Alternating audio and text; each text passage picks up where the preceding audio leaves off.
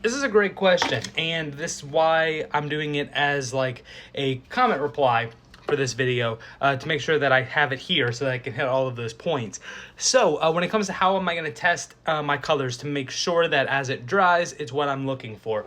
Well, I'll take a piece of any sort of 3D printed material that I have. I'm just going to use this as an example. Put a layer of primer on it, and then do some brush strokes so that I can see.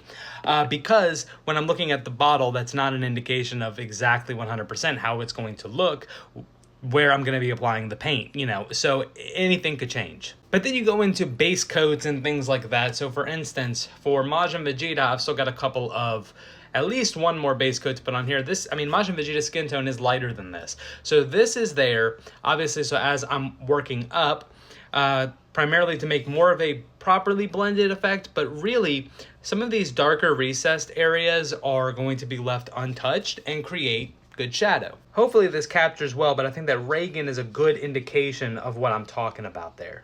Some of them don't require any mixing or moving up. It's just me having to use older material to play around with ideas.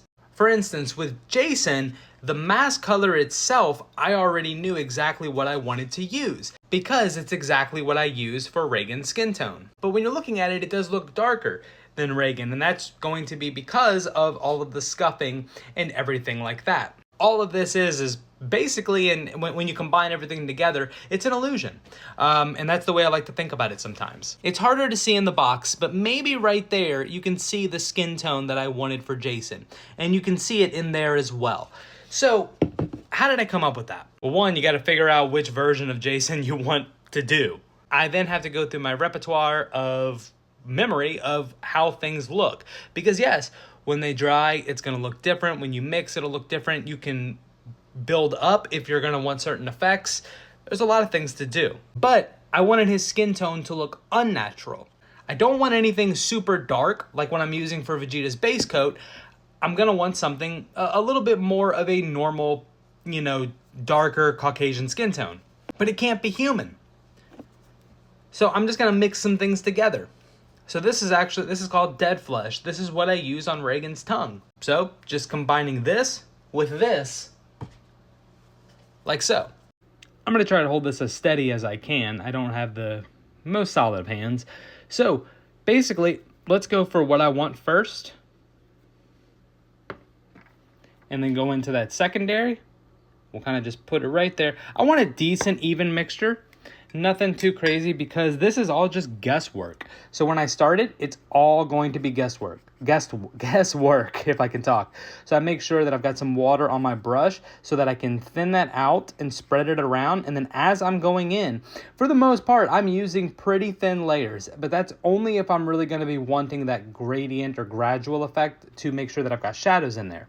So now we've got kind of this it's sort of like that pea soup green. However, though, we want a little bit darker. I want to darken it up a little bit. So I'm going to make sure that I add a good drop of brown and then literally just repeat that same process until I get what I'm looking for.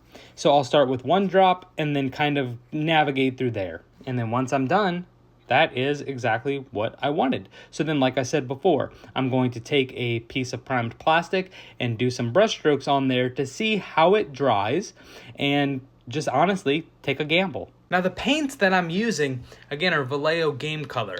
So these are designed for miniatures, for models, and they're there to get that vibrancy. Sometimes when playing around with them, though, you do start to learn through trial and error. For instance, the yellows and the oranges, they're not really great by themselves. They're good mixing colors. So if you're going to want a light yellow, mix it with some white.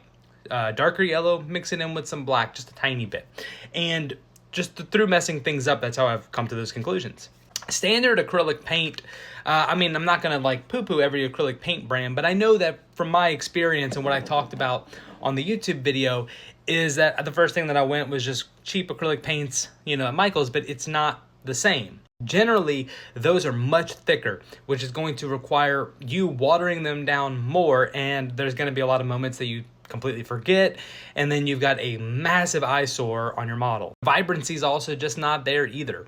Not for all of them, but I'm just talking about those cheaper ones, because things like these are designed to pop out from a tabletop miniature. And sometimes, like just with Jason, you don't have a plain color that you keep on there, at least for that skin tone. Remember, the mask was all just one skin tone that I just created an illusion with. But like Chucky is a mixture of this elf skin tone, which is just what it's called, just a basic skin tone, and pale flesh, to make sure that we have that little tiny bit of pink that would kind of circulate in there to give it more of a slightly realistic appearance, even though I know he's a doll. It's just what I wanted to do. If y'all have any questions on my painting process or painting as a whole, leave them in the comments. I'd love to answer them.